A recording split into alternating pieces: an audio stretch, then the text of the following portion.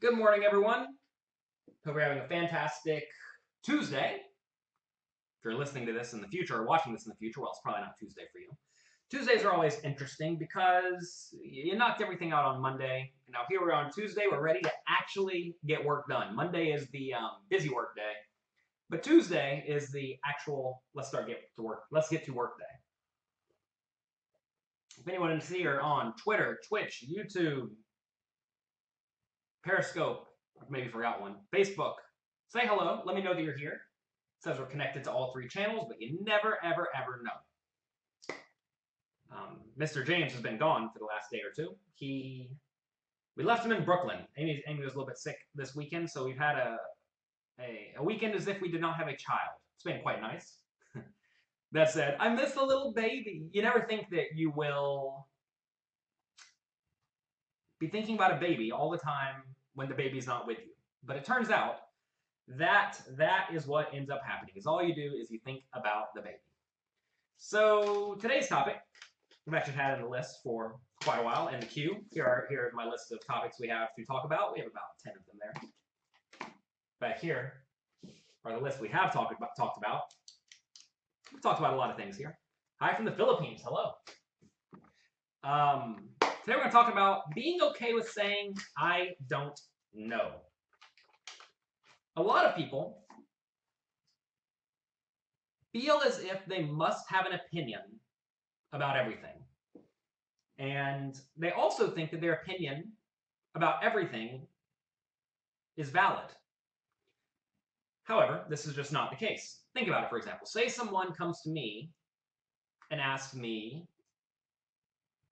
some question about 7-card stud, a game I have almost no experience at. What should I, as a responsible human, say?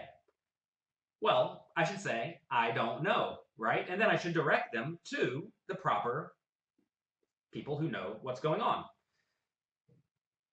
Instead, what a lot of people do is they say, oh, I think you should re-raise here, because, that's the first thing that pops into their mind. They want to sound smart. They want to stroke their ego.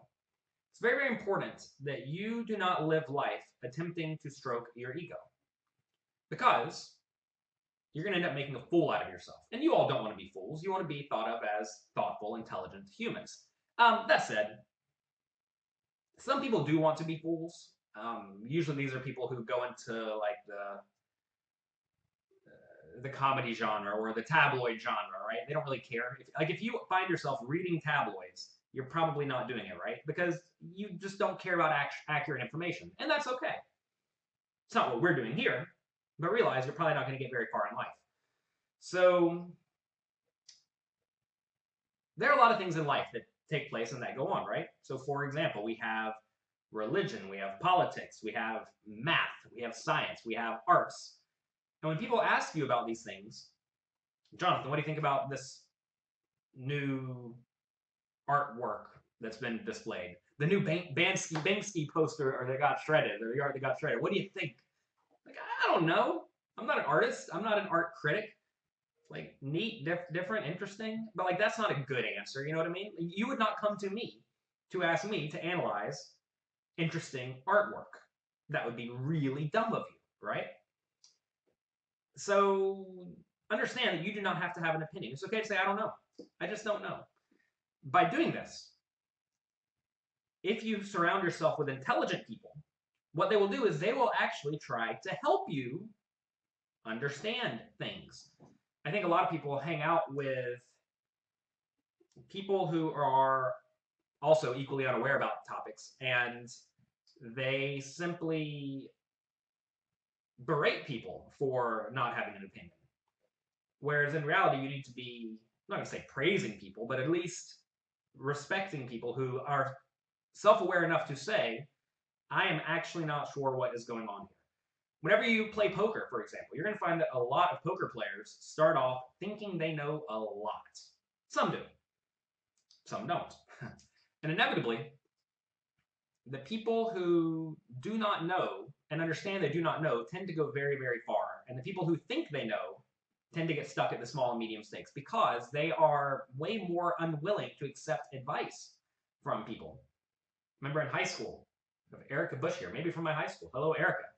In high school, in calculus class, I had a teacher, Mr. Holland. I sat right next to his desk because I had a lot of questions. And he would always, answer some of them, but also tell me how to go about finding the answers to others. And that was very, very beneficial for me because he just didn't give me all the answers, right? Just like I don't give all of my poker students the answers, I try to teach them how to find the answers themselves. And also, when he did give the answer, it was always in an educational way. But what a lot of people do is they'll sit in the corner and just talk amongst themselves, never talk to the person who actually knows what's going on. Clearly, the teacher knows, the kids don't. And that ends up getting them in a lot of trouble. So where are we going with this? It's very important that you are thoughtful. Whenever someone asks you a question, especially if it's in public, you need to make sure you thoroughly understand the question. And also, you need to make sure that you understand your skills and limitations. A lot of people only are concerned with their skills, and they are not concerned with their limitations, and it gets them in a lot of trouble and makes them look like a fool. Now, next question. Say you are interviewed by a magazine or podcast or TV show or something like this. Coffee break. We do a actual coffee today. We have Cafe Dubon coffee. I am addicted to this stuff. I say I'm addicted. I only have 1 cup a day, so I guess you can't really be that addicted if you have 1 cup a day or less. But say you do go onto a podcast or an article or interview by a magazine article or something like that, or for a magazine article, and they ask you a question that you do not understand, or they ask you a question and you answer their question, but the question they ask is wrong and misleading and deceitful. That becomes a difficult thing because if someone asks your opinion about something, but they phrase it in a way that elicits you to think you know the right answer, and elicits you to give an accurate answer based on what the actual question should be, who is at fault here? Well, it's not the person who said the incorrect thing. It is whoever's doing the interview who did the incorrect thing. And this comes up a lot in politics, especially because people think they're on one side or the other. They have to twist each other's words. And it comes up in, everything, poker, life, etc. People take my work out of context all the time. And you have to be aware of who is actually at fault here. Now, if you find that the people you go to for your news or your education are presenting ideas in ways that get people to say the things they want them to say that are not actually accurate, you should not be following that news source. Instead, you should follow news sources that are way more accurate. The problem with this, though, is that it's very difficult to know if a source is actually malicious or just ignorant, or if they're actually trying to cause drama, right? A lot of people think the only way that they could perhaps get views is by creating drama. And that's usually a tactic that, tabloids use, right? They want drama so that people think, oh, this is exciting. But in reality, these people are not trying to help you. They're trying to help themselves. They want to get views. People who want to get views are trying to very often sell ads and they're trying to present themselves to someone to give them money. Now, for example, I don't do a whole lot of advertising because I don't really care if you like my work. I want to help people who want to get good at poker. That's all we're really trying to do here. And a lot of people instead are trying to either deceive people to better their own cause, or they're trying to get eyeballs on them. And they don't care if the eyeballs are smart or dumb. I'm trying to get smart, thoughtful eyeballs on me. Whereas I'm not trying to get random people who are more concerned with what people think of someone else's haircut or what people think about someone's playing style. You know what I mean? That's not what we're doing here. We're not gossiping here. In my opinion, gossip is for losers. And tabloids are for losers. And if that's what you enjoy in your life, change the channel. It's A-okay. That's not what we do here. People are typing in hand, but they don't realize that I cannot scroll up. But I recommend a beginning player start with cash-in, sit and goes, or Zoom poker. It depends on what your skill set is. and what you're trying to accomplish, right? Miguel, I'm sorry, but you typed in a long question and I cannot scroll back up to it. I've been busy discussing the topic of the day. We always discuss the topic of the day for 5 or 10 minutes. Let's see. You limp, someone 3-bets. You can't 3-bet unless someone raises. The first bet is the first bet. So the big blind is the first bet. The limp calls the first bet. A raise is the second bet. So someone raises to 5 big blinds. You shove for 50 big blinds with, I don't know what your hand is. You had ace-9 suited. I think whatever your shove was, it was probably very big. This is probably a nice pot to shove stuff like ace-queen, ace-jack, pocket 7s, 8s, 9s. That's all reasonable there. What's a good bankroll for 2-5 no limit? Colombian Snowman, read my article, The Bankroll Bible. You can find it at jonathanlittlepoker.com/bankroll or jlpoker.com/bankroll. So anyway, back to the topic at hand. How do you determine if your media source is also people who simply do not know?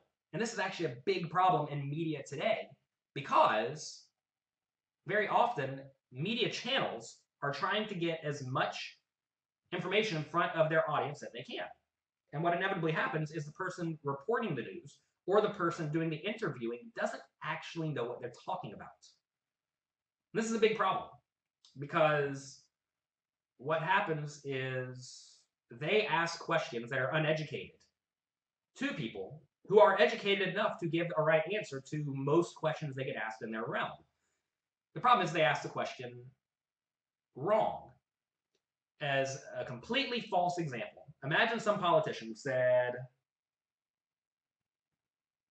I think we should up the spending to help children in poverty. And by doing so, we are going to cut all spending for elderly people. Let's just pretend. Okay, if I'm a news source and I don't really know what I'm talking about, I would take that snippet. I want to increase the spending to help children and present that to an expert who likes children. And they're going to say, yeah, that's a great idea. We should definitely do that. But should we do it at the expense of taking all of the money away from elderly people? Probably not, right? Maybe we should, maybe we shouldn't. I don't know. It's all hypothetical. But this is what media sources do. They will take one snippet of what you say, quote you out of context, and then ask an expert. And what happens is the expert gives their most reasonable answer because, you know, they have not done all the research on everything that everyone has said. That's the job of the interviewer. And inevitably they give a poor answer. Now, the interviewee looks like an idiot because people say, why would you ever say to take all the money away from the elderly people to give it to the children? Or the other way around, you know, say they want to take all the money from the children, give it to the elderly people. It doesn't make a difference. What ends up happening there is the interviewee looks like a fool, but the interviewee didn't really do anything wrong. The person who did the thing wrong was the interviewer. And interviewers like this should be shunned. They should not be accepted in mainstream media or even lesser media, in my opinion. And they should be ostracized because they do poor, deceitful work. Very often people ask questions that lead to the answers they want, which is also an issue. Say, for example, I run a children's charity, right? And I want to get a clip of some person saying, yeah, I think this new distribution of funds is great because it's great for the children, right? I'll phrase my question, not me, but some deceitful interviewers will phrase their questions like this to get the answers they want. So the really difficult thing is that we know this exists. This is how very many interviewers better their agendas. What can you do to protect yourself from this? Well, first, it's important to actually search the sources of the information people are getting, or people are using some portion of the time. I know it's not fun to go look up what the random politician said, but it's important that you do so sometimes. You need to spot check. In the ideal world, if enough of the audience spot checks, everything will get spot checked. The problem is that no one does this. People are lazy. They want to sit back on their couch, they want to sip their coffee or their whiskey and attempt to say things that they attempt to just hang out, right? The problem is they trust people blindly. Just because you have a media show nowadays does not mean you are trustworthy. You all should be vetting me, right? Um, there's a very low barrier of entry to now publish information on the internet, on the TV even. In the past, it was very difficult to even publish a book, but now you can have a show. You guys are watching the show every day. It costs me literally no money, and I'm bringing a show to 1,000 or more people, whoever's here, right? And that's a problem because anyone can get in front of you for essentially nothing. And if they present themselves in any sort of reputable way, it's easy to think that this person has half an idea about what they're talking about. But in reality, they don't. So understand who the source is, what type of questions they are giving, and that's going to help you figure out who you should actually be listening to. It's very easy to be fooled. I mean, I'm thinking of a few off the top of my head in the poker world who have very easily fooled a lot of people. You know, they have their hidden agenda. It's not even that hidden. They're public about it. And then, oh, hello, Amy. Amy's here today. We don't have Mr. James. He's not here. Pop your head in. Here's Amy. You want to put your belly in? Can you put your belly in? Amy's well pregnant. Don't kick over the water. Don't kick over the water. There's her pregnant belly. What do you think about people who say I don't know? Who say I don't know? Yes. It's better than people who think they know everything. That is exactly right. We're on the same page. High five. Are you going to work? Yes. Okay. Bye. Take care of yourself. Bye. That's my wife, Amy. She has it right. It's good when you're on the same page. This has not been rehearsed. She could have said, people who I don't know who say I don't know are idiots. Whew, she got it right. All right. What were we talking about? Amy's pregnant with another baby, so we had to make sure we stocked up on diapers. Let's see. I recently had, it's a bit of a heartbreaker, someone whose content I really liked. I liked their podcast. But then they started discussing a few topics that I actually am an expert in. And they brought in some absolute fish in that field to be experts. I know these people are verified fish. What does that do? Well, that makes me lose a lot of credibility in the interviewer. And since I have not really taken the interviewer's words to mean nearly as much as I did in the past. This, however, does require you to know who the fish are, right? And it's a very difficult thing to get good, clean information and know that it is accurate and beneficial for you. It's very easy to just sit back and be entertained, which is why, you know, most shows aim to entertain and not educate. It's also why most shows that aim to entertain get more views than shows that aim to educate, because being educated is difficult. It is work. It's difficult to improve your life. But fortunately, all of you here are not afraid of work. You want to improve your lives. And that's why you join me every morning at 9 a.m. for a little coffee. If you like a little coffee, click like, share, whatever the button says. And that'll be very beneficial for me. Will I ever write a book about tournament satellite strategy? No. You may say, why? Well, I am pretty good at tournaments, but first off, they're really not that difficult of a game, which is why they're essentially dead in most high-stakes games. And Bernard Lee, this guy, where is he? Don't even know where he is. Right here, wrote a book about satellites. Right there in the middle. In Excelling at No Limit Hold'em, go to hold'embook.com. Chapters maybe 25 or 30 pages long. And it discusses how to play satellites. It's really not that difficult. You figure out how many chips you need to get in the money. There's an easy formula to figure this out. You figure out when the bubble will bust. There's a very easy formula to figure this out. Then you figure out, are you going to be able to get in the money with a high degree of certainty? If the answer is yes, clearly you just sit around and hang out. So you play the beginning level or two, kind of like a regular tournament.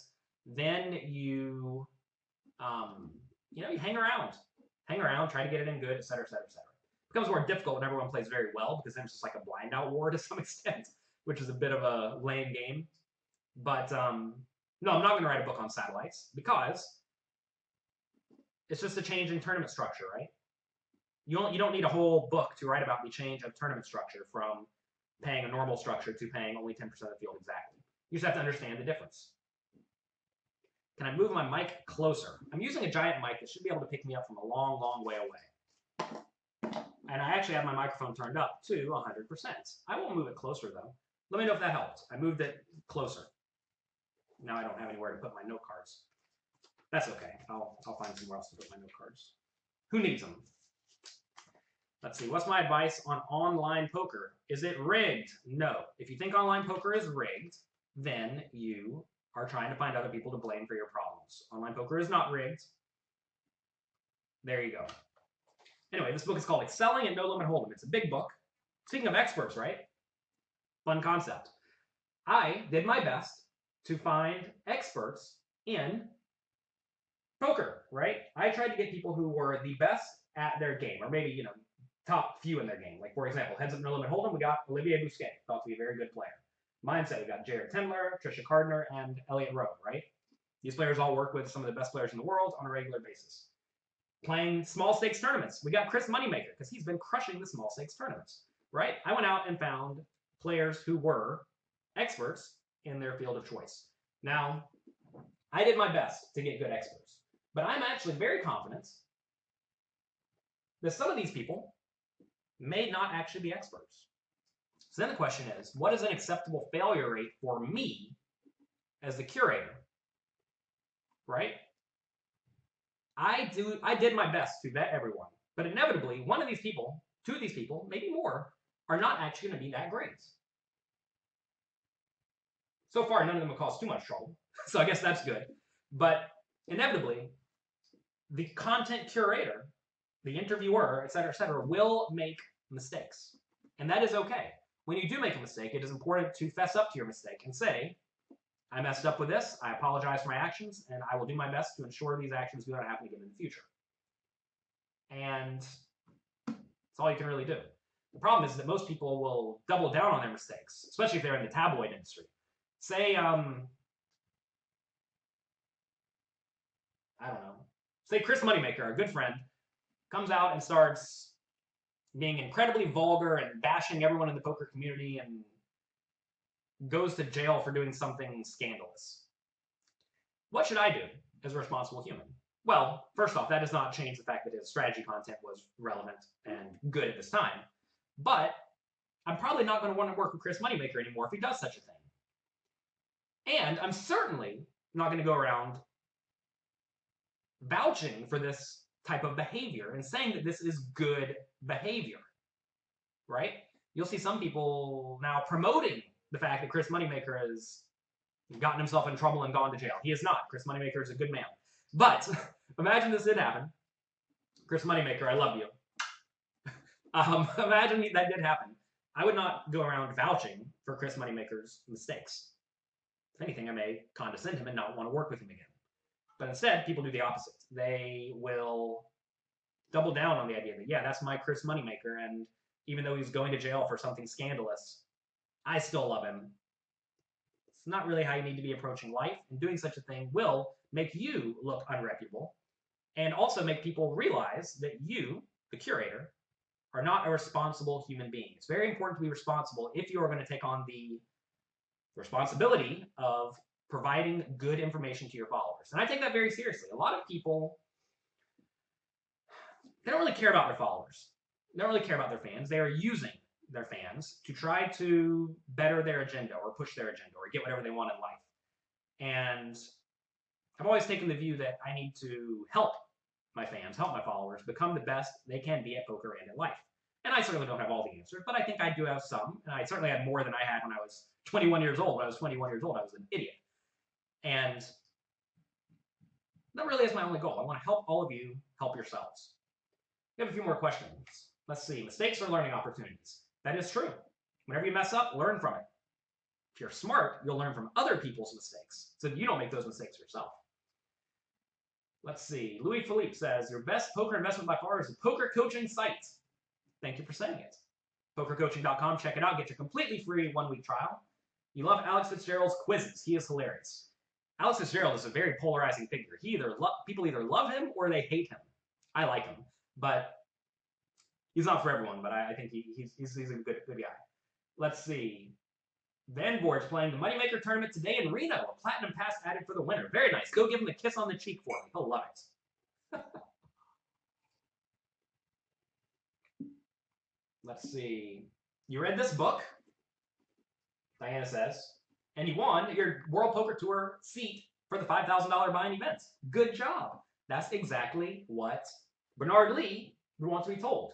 You know, if you all enjoy this book, Excelling at No Limit Hold'em, let the authors know that you like their chapters, because they probably don't get enough praise for this. I get a lot of praise for this. It's like the best-selling poker book. But let all the authors know, too. This would not have been possible without them. I actually have another book in the works, Excelling at Online No Limit Hold'em. It's going to be a big book. It's going to take a lot of work for me. But I'm doing it with the Poker Backing Group. We have a lot of the best players in the world already signed up, and I'm excited about that one, because these are the people who I learn from on a regular basis. So that's exciting. All right, let's see. Oh, Van Borge, listen, you really need to go give Chris Moneymaker a kiss Moneymaker. You need to give Chris Moneymaker a kiss on the cheek. It's very, very good for him. He'll love it. It'll make his day, I promise you. Let's see. Reality TV has screwed up society and made people think it's okay to have drama and conflict and do anything for attention. I don't know if it's necessarily reality TV, but it is certainly the case that is what is happening in today's society. The media is insane. People think drama is what they're supposed to be doing. And, you know, there's nothing wrong with having fun or creating comedy, right? But when you do it at the expense of others, and when you do it in a way that tears down your community, that's when you start doing a very big disservice to your industry. And, I mean, like I said, this has been very clearly happening in the poker industry, where you have people creating conflict. If you're creating conflict out of nothing,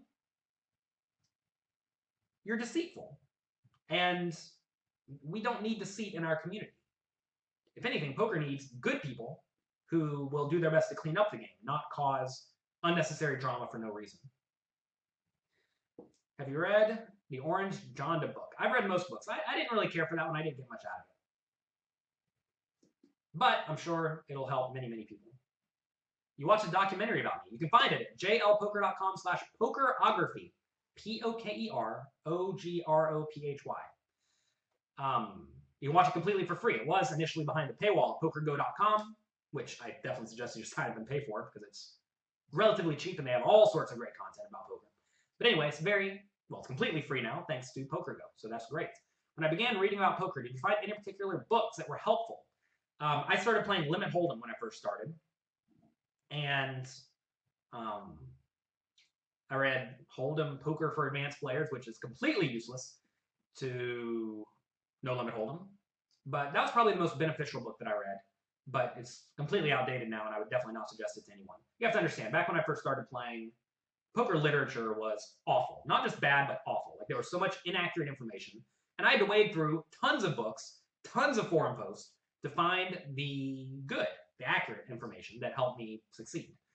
And I'm always trying to consolidate that information for you all, so that you don't have to waste all of your time like I did. I spent so many hours. I don't even know how many hours. Oh my God. Thousands and thousands studying. And I've tried to consolidate that information so you don't have to do that. When am I on?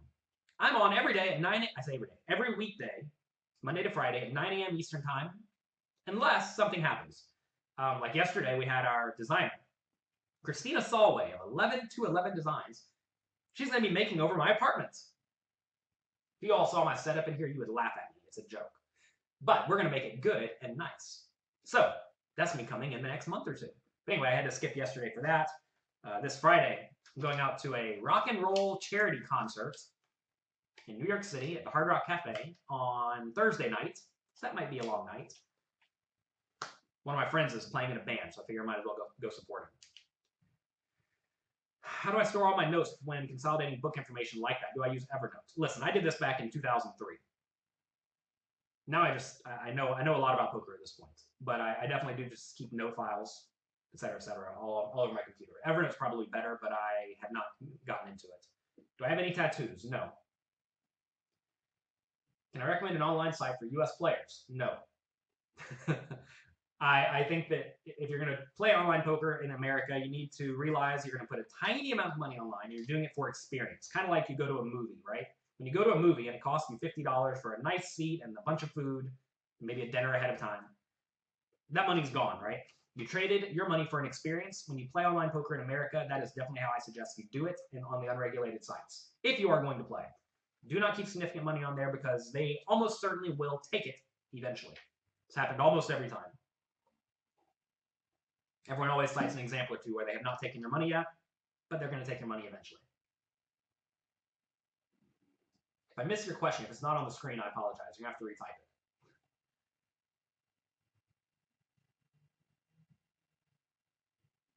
it. Mark Lovin. Yeah, you need to go and you need to, for my homework at poker coaching, you need to do the homework, then compare it to my answer. You don't necessarily need to go through all of the past students' answers. That's probably not the best use of your time. I do know we have a ton of homework there. It's going to take you like an hour to do the homework and then 30 minutes to compare it to my answer.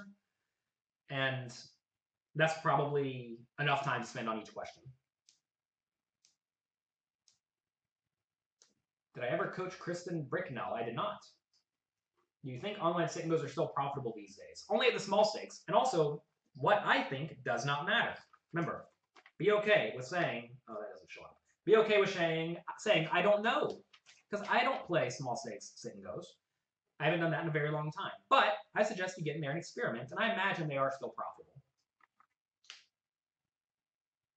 What's my most important off-the-felt practice daily for 15 to 30 minutes? I have green smoothies every day for breakfast. It's incredibly healthy and easy to do. I think that's very beneficial. What else do I do? I work every day. I get stuff done. One thing I do whenever I'm playing poker is I make a point to get all of my work done. This requires me to do a lot of work ahead of time before I go to travel to play poker, and also requires me to spend 15 or 30 minutes each day before I play poker knocking everything out. Fortunately, my job is relatively compact where I can do a lot of work in a short period of time. But when you're traveling, you want to make sure your mind is focused on poker so that that is what you're thinking about. If you find that you're sitting at the table thinking about your work or your life or your relationship or whatever, you may not be doing it right. So try to clear your mind. Do you have a student discount on my training sites? Prices are already cheap. Black Friday is coming up though. Make sure you're signed up for my email list. If you are not signed up for my email list, you're about to miss out because we have some pretty big announcements coming for Float the Turn and poker coaching. So check that out. Spoiler, they're combining. All right. Last few weeks, you had 5 different people ask if you would sell them Adderall. Do you feel like most guys playing in big games are on these drugs? No, I do not. I think most poker players are actually adamantly against drugs. I was talking about this with a friend last night at dinner. Most, not all, this is a broad generalization. I'm sure everyone's going to flame me when I say this. Most people I know, when I started playing poker, either did a lot of drugs being mainly marijuana, but some Adderall, some Ritalin, stuff like this, or they did no drugs. I was always pretty adamantly on the no drug side. I don't know why. This is how I naturally was. Maybe my parents beat it to my head enough to where I thought drugs are bad. Anyway, fast forward 15 years later, where we are now, the vast majority of the people who did drugs are broke. The vast majority, like 95%. And inevitably, some people are going to go broke. But of the people who did not do a lot of drugs, something like half of those people are still around, playing high-stakes tournaments. This is just my small experience. I only knew about 100 people. But it really is surprising that people who were consistently on drugs tend to have done worse than people who were not on drugs. That said, like Mike Madisell talked about this in his biography. I think it's called Check Raising the Devil. He talked about how whenever he would play on cocaine, he would be so laser focused. And he'd play great for a few days, but then he'd keep using it and inevitably he'd go off the deep end and lose all his money and go broke. I mean, if there was a way to harness some sort of drug like that where you could just play perfectly for 2 days out of the month or 2 days out of the year, I might get on it. But the drugs are such a slippery slope, and I think it's not necessary to succeed. Most people are trying to find an excuse. They want to take a magic pill. Actually, they want to take a magic pill and have it solve all their problems. And that's just not how life works. You have to work hard away from the table. And I was diagnosed with extreme ADD. The psychologist I went to said it was by far, psychiatrist, not psychologist, psychiatrist said it was by far the most severe ADD he's ever seen. However, he said I've learned to focus it into things that are productive.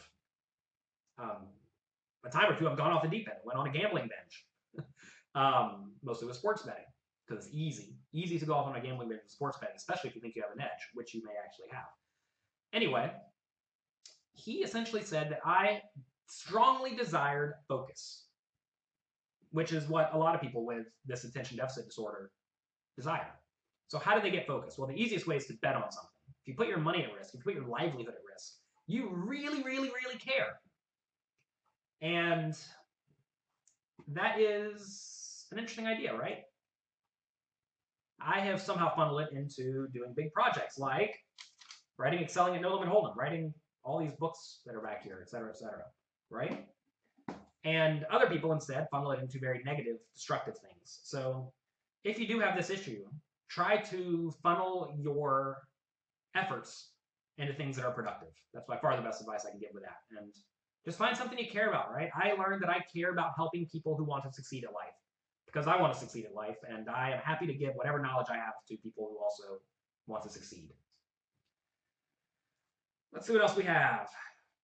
If I was 23 again with 2K, where would I start?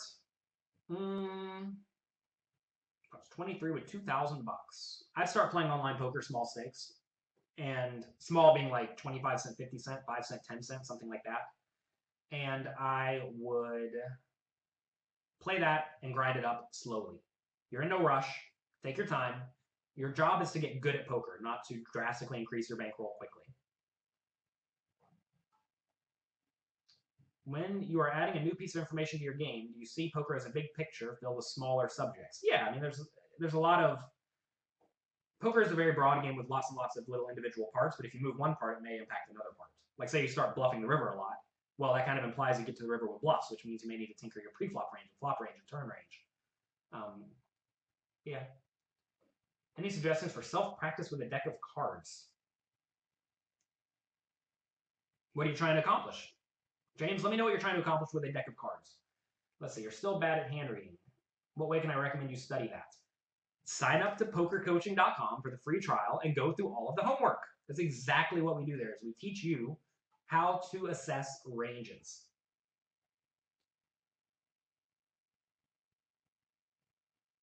You bought one of my books, Bluffs, yesterday, and you're in Japan. Very nice. Are there any adjustments you make in a turbo tournament? Not really. I think people drastically over adjust in turbo tournaments. Sometimes the blinds are going to go up when they get near you. That's something you should be concerned about. But really, you just need to play good short stacked poker. Often the edges are tiny in turbo tournaments, which is why, like I know at the Poker Backing Group, we don't really back people in very many turbo tournaments because the ROIs are tiny. Tiny, tiny, tiny. And it's not worth playing. I always suggest stopping after losing 3 buy-ins. I definitely do not always suggest stopping after 3 buy-ins. I said that is what I used to do.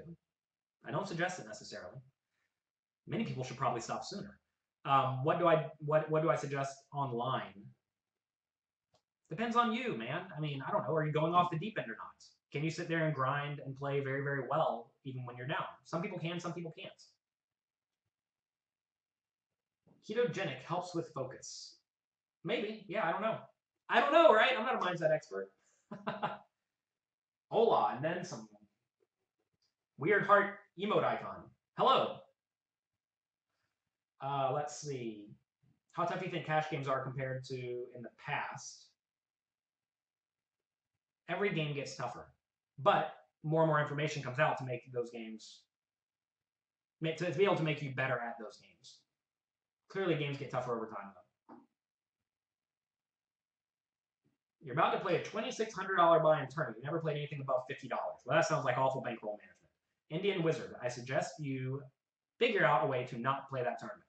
This is what happens in satellites. People satellite into a tournament that's way, way bigger than they should play, and then they are out of their comfort zone. They make mistakes. They may not even play tournaments good because they are good at satellites, right? They're different skill sets. So be very happy with it, or be very aware of that. If you can cash out, you probably should. However, if you're just going to gamble, play it like any other tournament. Do your thing. Some people come to me and say things like, oh, I made day 2 of a big tournament. What's some good advice? They don't give me their chip stack. They don't give me their skill level. They don't tell me who's at their table. It's like, just keep playing poker. It's all you can do at this point. You needed to study for the last 5 years. That way you'd be prepared. But you didn't, or maybe you did. But if you're looking for a last-second advice, I mean, just play your best. That's all you can really do. Do you think older literature is still effective in today's games? Depends on the literature. You want it in a free roll. Wow, congrats on the free roll. I would just tell you to play it like your regular game. I'm trying to think if I should say, maybe you should try to get in the money. Maybe you should play nitty or nitty-ish and just try to get a min cash, but I don't think that's a good strategy. I think that's probably a bad idea. I would just, it depends on your situation in life, of course, but I would just continue playing your best. That's all you can really do. If a person makes greater than 100K a year, should having a proper bankroll be a concern? Depends on how big you're playing. D-Monty, say you make 100K a year, but you want to play $10,000 buy-in tournaments because that's what you think you should be doing with your time. Well, it's very easy to lose 100K a year playing $10,000 buy-in tournaments, right? So the question is, are you being disciplined or not? If you're being disciplined, then you don't really need a real bankroll because you have an infinite bankroll. If the most you can lose in a year playing poker is like $10,000 and you make 100K a year, you're playing essentially to get better at the game and for fun. And that's great. That's actually a really good spot to be in because you don't have to care about paying bills and whatnot. What's the appropriate ratio of study to time at the table? Depends on you. So D-Monty's talking about 2-5.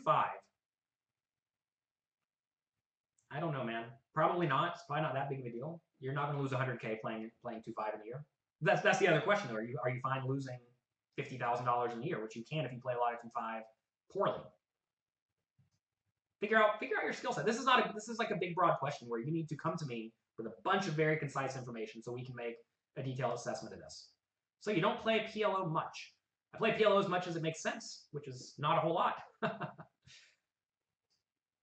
Let's see. Am I going to visit when Japan's casinos are opened?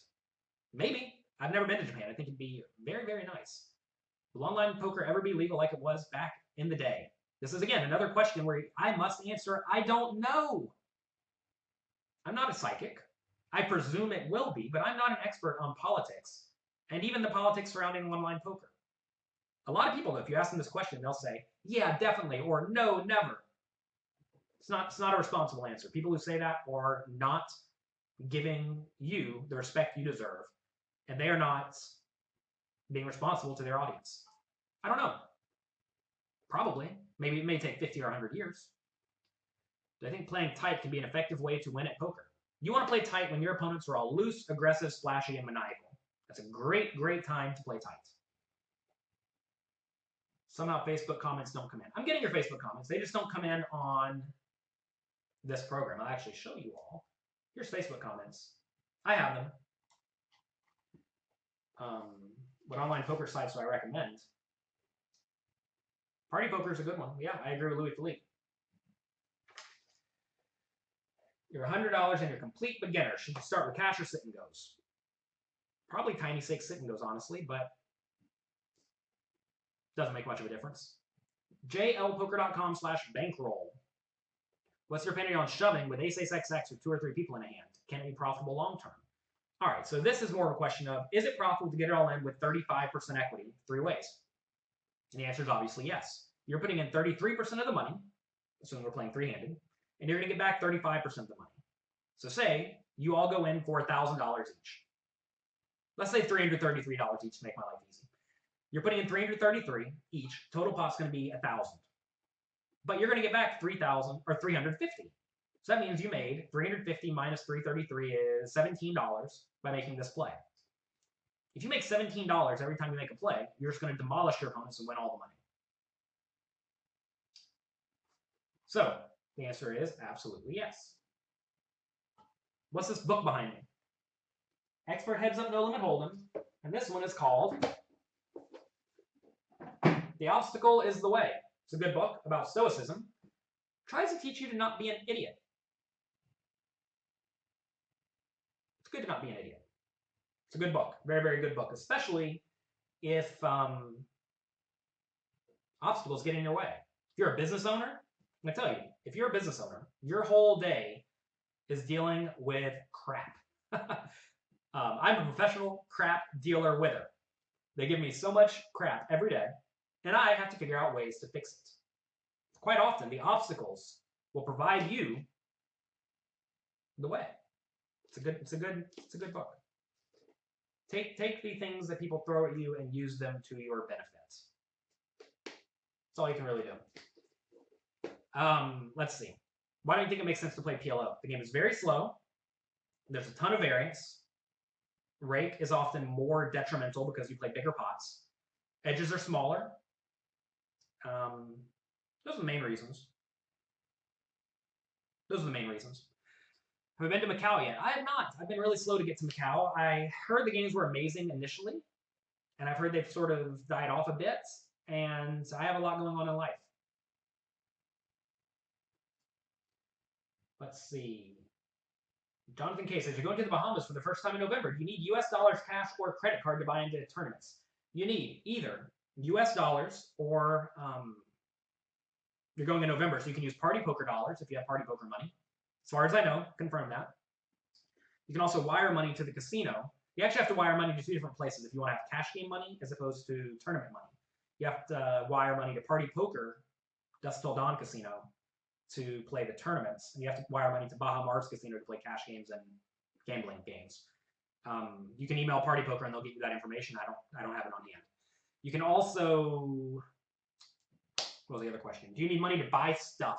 No, you just use your credit card. Whenever you go to Baja Mar, you get a room key that you can charge everything to, or the vast majority of everything to, at the resorts. But to like buy stuff out in the country, if you go out, you do have to use a credit card or cash. But US dollars are fine. Do you think the current rank charges are killing the game? It depends on the game, right? It always depends on what the potential skill edge is. And very often, there's not a big skill edge in some games. Or people think the edge is bigger than it actually is. And that leads to the games not being so beatable. Like I know in some places there are $10 rake per hand or something like this at 1-2, and you're just not going to win. No one's going to win. Given variance, is it possible for a good player to lose 50K playing 2-5 live? Depends on your skill edge. Again, DeMonty, this is a big question. If you're good, meaning you're winning 10 big blinds per hour, no, you're never going to go on a 50K downswing. Like 1 out of 500 years or something silly. But if you're not a great player, say you're winning 2 big blinds per 100 hands, you could easily go on a 20K downswing. Or say you're actually a losing player, but you think you're a winning player. Well, then you're always going to be on a downswing. So it's not as easy as can a good player go on a 50K downswing. If you ask me that exact question, I would say no.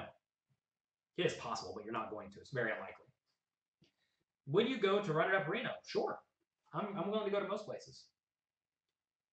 Diana says, Art of War is better. Diana, it's very important to understand that some things are not necessarily better or worse than others. And some things speak to people more so than they do speak to other people. So The Obstacle is the Way spoke to me because I deal with lots of obstacles. We discussed this. Every day people are trying to trash talk your business. Every day people are sending you absurd support emails. Every day something breaks with your site, right? This book spoke to me. There's another book by the same author, Ryan Holiday, called The Ego is the Enemy.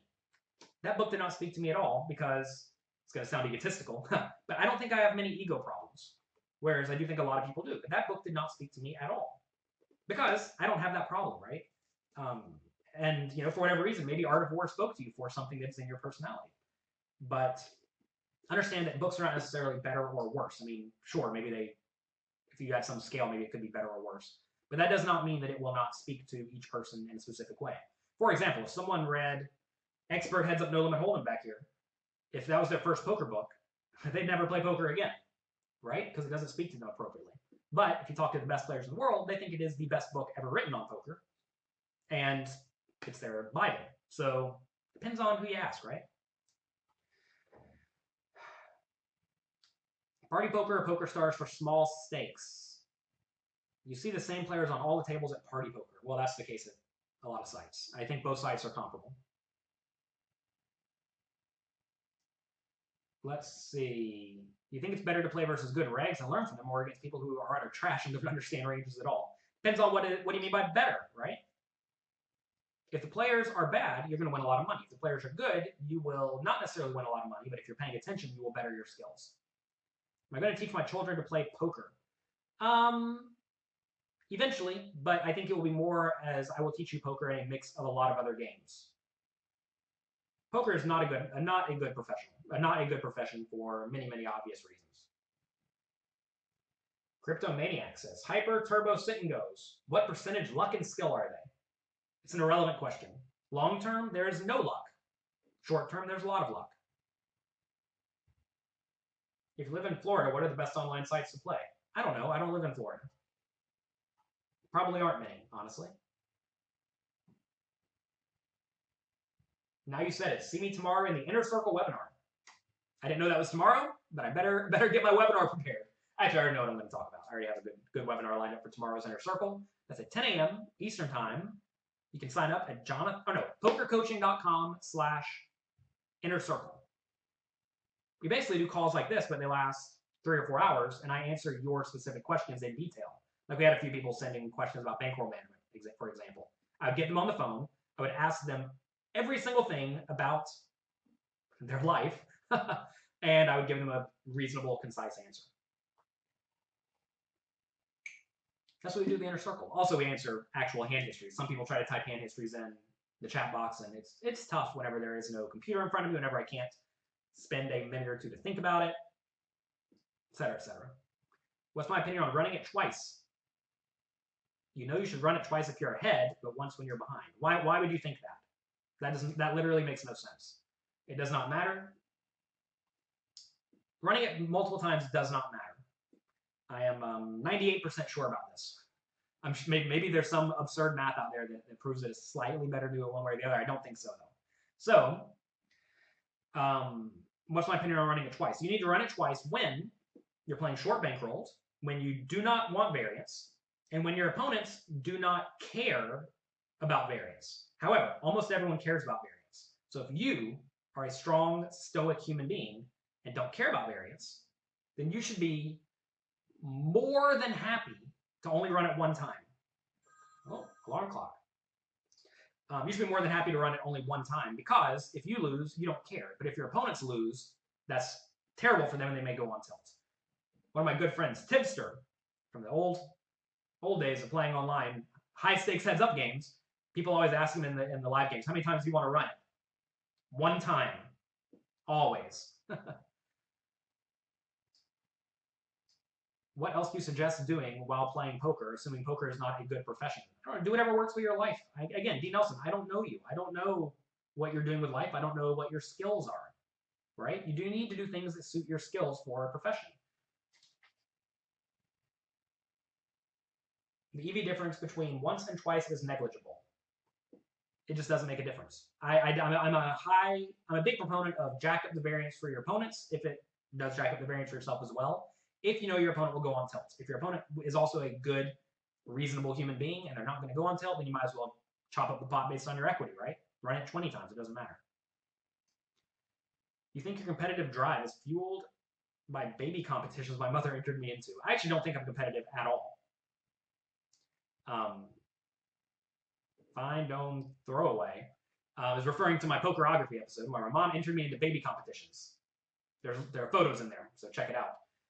I actually don't think I'm very competitive at all. I'm competitive against exactly myself. Some people think you have to be always trying to crush the competition. Like, I like the competition. I love the competition. I mean, like my opponents. I like my opponents, right? I am instead trying to play the best poker that I possibly can, and that is it. I have never been one to despise my opponents, to want to end the lives of my opponents, to end their potential successful careers. That's not really what I'm thinking when I'm playing. I'm more so thinking, how can I be the best poker player I can possibly be? Chris, go to jonathanlittlepoker.com/bankroll. All your bankroll questions are answered there. Hello from Hong Kong. Welcome. You're going to play poker a lot when you retire. Yeah, not a bad idea. How is there no luck in the long term? If two very good regs battle in the long term, luck will play a good percentage of the outcome. You seem to not understand what the long term is. Cryptomaniac, if me and you both play 1 million sit and goes each, which is doable over a lifetime, and we both have the same ROI, we are going to be roughly up the same amount of money on a regular basis. For PLO, variance is going to be higher, but if we both play 10 million hands, we're probably going to be up roughly the same amount. If we are both equally skilled and we're playing heads-up games, we're not going to be even, but there is certainly a distribution that is within a normal range, right? And someone's going to run hot, someone's going to run poorly. But that's like saying, what's the distribution flipping coins, right? Do the math. I don't know. You're allowed to win 50 heads-up flips in a row. It happens. But that doesn't mean that there's no luck involved or no skill involved. Also, it's a silly question because really, you need to focus on the things that you can control. Read this book, The Obstacle is the Way. There are so many things that are out of your control that you cannot influence. It's important to understand things that are not in your control. But like if someone came to me and said, I really hate going on big downswings, is Pot Limit Omaha a good game for me? The answer is no, because you're going to go on huge downswings.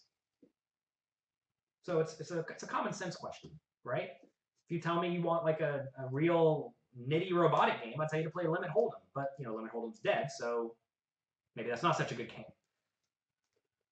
But don't focus on things like luck. It's just not. It's a waste of your time. Focus on how to improve your skills and get better.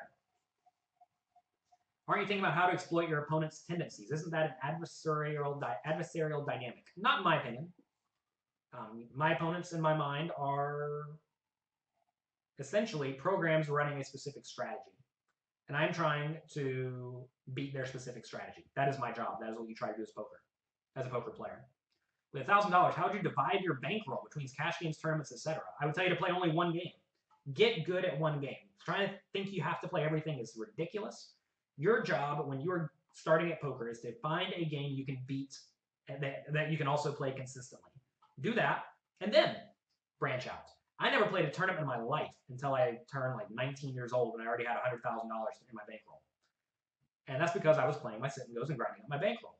My job was to get good at a game, play it as much as I can, and develop a bankroll that would allow me then to branch out and do whatever I wanted. And that's what I did. So that's definitely how I suggest you go about doing that. So that's going to be it for today. We have to pack it up. I have a coaching session starting in 3 minutes. I should probably go get ready for that. We'll be back tomorrow. Sorry for a little coffee. We skipped today, so I figure I might as well make it up and make it a bonus. Let's put this back in the bookshelf where it belongs. So yeah, if you like this, share it with your friends. Like it, subscribe, leave a review if that's a thing. Enjoy yourselves. Have a great day. Be okay with saying, I don't know. And you're going to find that people with half a brain will respect you way more than if you give an absurd opinion or even a very unthoughtful opinion. That's it for today. Be nice to someone. Don't be rude. Don't be an idiot.